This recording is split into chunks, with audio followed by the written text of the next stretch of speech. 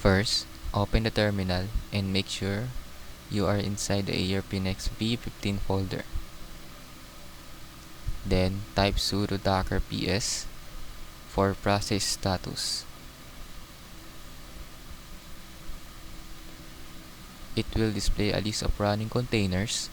Look for ERPNext v15 backend and copy the container ID. Type sudo docker exec -it. This command allows you to execute commands inside a Docker container. And then paste the container ID at the end, followed by /bin/bash.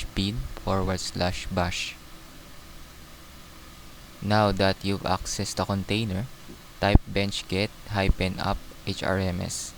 This command installs the hrms app within the prop framework. And then press enter and wait for the process to complete. It may take a while.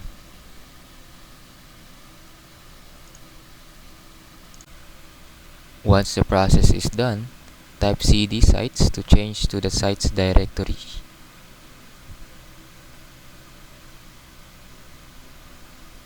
Type ls to list the contents and locate ERPN v15. Then type cd ERPN v15 and followed by type vi apps.txt. Vi is a screen editor. Once inside the file, type hrms. And to save and exit, press escape to enter command mode. And then type :wq to write and quit. And then type cd ... to move back one directory level. And then type bench :site ERPN v15.net install -app hrms.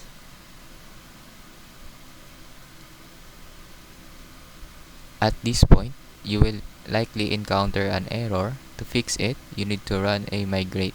And then type bench :site ERPN v15.net migrate and wait for the process to finish.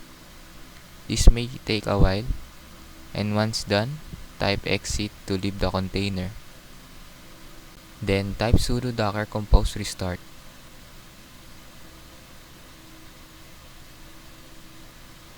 Go to Portainer and refresh the dashboard. And you will see the ERPNext v15-db container starting. Keep refreshing until its status turns healthy. And then click the publish port link. In my case, it is 8715-8080.